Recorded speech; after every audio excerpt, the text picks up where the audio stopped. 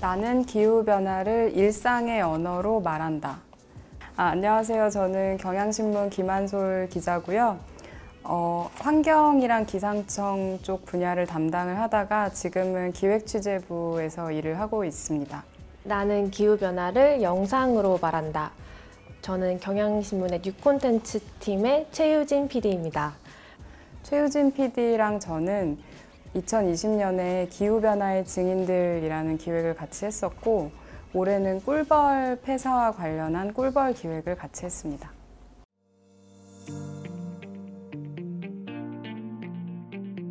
그 환경부 담당이 되기 전까지, 환경이 이제 제 일이 되기 전까지는 환경에 남들보다 특별히 더 관심이 많지 않았거든요. 막상 이제 제 일이 되고 나니까 왜 나는 이전까지 환경 문제에 관심이 없었지? 하는 생각이 들더라고요. 기후변화라는 게 사실 좀 어렵잖아요. 그리고 눈에 안 보이니까 이거를 글이나 영상으로 표현하기가 더 어렵고, 그렇다 보니까 자꾸 이제 숫자나 통계 같은 데이터로 이야기를 하게 되고, 그러니까 더 어렵게 느껴지고 내 일처럼 안 느껴지는 게 아닌가 하는 생각이 들어서 약간 일상적으로 어떻게 체감할 수 있게 만들 수 있을까 콘텐츠를 그런 고민을 하다 보니까 이런 걸 체감할 수밖에 없게 되는 분들의 이야기를 담으면 좋지 않을까, 어떻게 하면은 나의 일로 느낄 수 있게 할까. 그 시작은 녹색연합에서 기후변화의 증인들이라는 이름의 컨퍼런스를 주최한 적이 있었어요. 제가 거기에 가서 컨퍼런스를 보니까 기후변화를 체감하는 분들이 직접 나오셔서 이야기를 하는 그런 프로그램이 있었거든요. 그래서 이런 것을 기사로도 한번 써보면 좋겠다라는 생각이 들었고, 이제 그런 생각을 하면서 영상 콘텐츠도 하면 좋겠다고 생각을 했는데, 마침 이제 알고 보니 최유진 PD도 그 컨퍼런스에 가셨었던 거예요. 네, 저도 사실 녹색연합 회원으로서 그 당시에는 제 개인적인 관심사로 퇴근 후에 이제 컨퍼런스에 참여를 했어요. 진짜 기후변화를 몸소 체감하시는 분들의 목소리가 더 와닿았고, 이런 거를 좀 현장에서 이제 콘텐츠화해서 직접 목소리를 좀 육성으로 실어주면 좋겠다라는 생각을 갖고 있었어요. 그럼 비슷한 아이템이 나왔으니까 둘이 한번 이야기를 해볼까? 이제 이렇게 돼서 저희가 이거를 같이 만들게 된 거죠. 이게 총 5부작으로 돼 있거든요. 네, 각 분야별로의 자기의 삶에서 몸소 기후변화를 체감하시는 분들을 많이 만났는데요. 저는 특히 1부에 나오신 바다의 증인으로 나오신 해녀분이 굉장히 인상 깊었던 것 같아요. 아무래도 첫 촬영이기도 했었고, 이분은 15살 때부터 해녀를 시작하셔가지고 물질만 40년을 하셨던 분이고, 그렇기 때문에 더 바다의 변화를 가장 가까이에서 느끼시고 했던 분이신데, 제가 그냥 자주 되게 좋아하던 제주도라는 공간을 조금 더 다른 시각에서 바라볼 수 있게 해주셔가지고 더 기억에 남았던 것 같아요. 저 같은 경우에는 그 양봉하시는 분들 이야기가 좀 기억에 남았어요. 그때 당시에 이거 취재를 하면서 이제 양봉도 이동을 하면서 한다는 거, 철에 따라서 이제 벌들과 함께 이동을 하면서 꽃이 피는 시기가 다 다르니까 그 시기마다 다른 지역으로 계속 이동을 하면서 이제 일을 하신다는 걸 저도 처음 알았거든요. 도시에 사는 이제 그런 일과 관계없는 보통 사람들 입장에서는 꽃이 빨리 피면 뭐 꽃을 빨리 보고 좋을 수도 있지 이렇게 생각이 되지만, 이분들한테는 이게 되게 생업과도 관계된 문제구나 그런 생각이 들어서 정말 모르는 게 너무 많다 하는 생각이 들었고, 네, 그게 저한테 인상 깊은 지점이었어요. 취재를 하면서 양봉이, 이동 양봉이.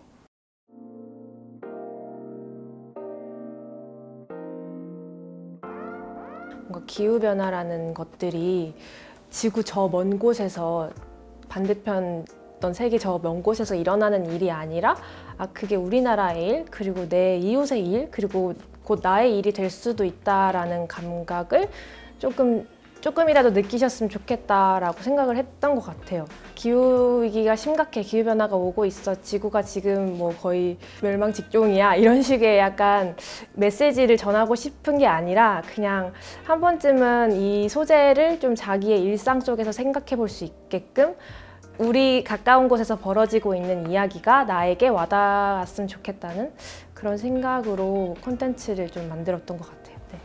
제가 기사를 쓰고 유진 씨가 영상을 만들고, 그러니까 이런 콘텐츠 하나가 사회적으로 엄청난 변화를 한 번에 만들어낼 수 있다고는 생각하지는 않거든요. 근데 그냥 어떤 계기가 됐으면 좋겠다는 생각은 해요. 그러니까 이것이 어떤 대화의 소재가 되었으면 좋겠다. 근데 그렇다면 이제 저희가 생각한 어떤 기획 의도가 충분히 전달된다고 생각을 합니다.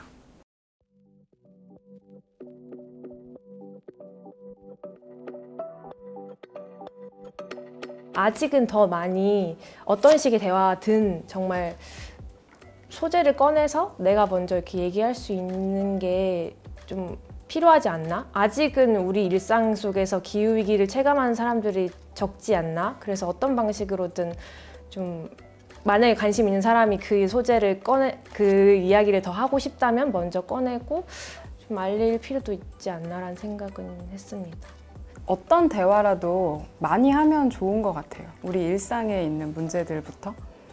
그러니까 그렇게 이야기를 하게 되면은 약간 변화를 요구할 수 있는 주체가 되는 것 같아요.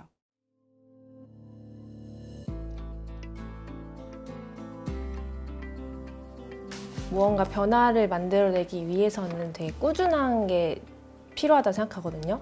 저 또한 약간의 무력감과 약간 피로감을 느꼈어요. 어떻게 보면 너무 많은 얘기가 나오는데 변하는 건 없고 내가 할 수 있는 거는 매우 제한돼 있기 때문에 그냥 이걸 계속 반복하는 느낌이 들어서 조금 저도 멀리하게 되더라고요. 뉴스도 멀리하게 되고. 근데 생각해보면 그래도 2년 전과 비교해서 지금 우리 사회에서 기후위기란 뉴스가 그래도 전보다는 좀 앞에 나와 있고, 뭐 용기 내 챌린지를 하는 그런 문화가 MZ세대에 좀 유행이 되기도 했고, 나와 같은 대화를 할 수 있는 사람들과 조금 더 대화하려고 노력을 하고 불완전한 실천들이 많이 모이면 그래도 큰 뭔가 물줄기가 되지 않을까라는 어떤 실천 목표 같은 거를 그냥 세워야 될 것 같아요. 네.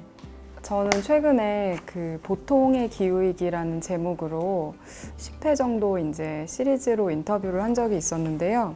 사람들이 이제 기후에 대한 이야기를 서로 잘 하지 않는 이유, 그러니까 심각함을 느껴도 잘 하지 않는 이유가 뭘까, 이제 이런 이야기를 하다가 이 환경이라는 이슈는 약간 되게 높은 도덕적인 어떤 것이 요구된다고 생각을 하기 때문에 다른 이슈들보다는 조금 자기 검열을 많이 하게 되는 것 같다고 말씀을 하시더라고요.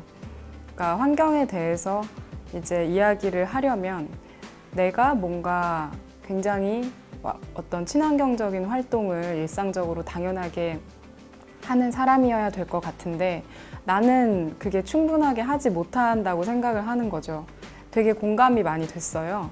그런 하나하나에 이제 스스로한테 너무 완벽함을 이제 하기보다는, 그렇게 해서 자기 검열을 하기보다는 조금 더 편안하게 이야기를 하려는 게 좋지 않을까 하는 생각이 들었고, 그냥 한번 해보는 거죠.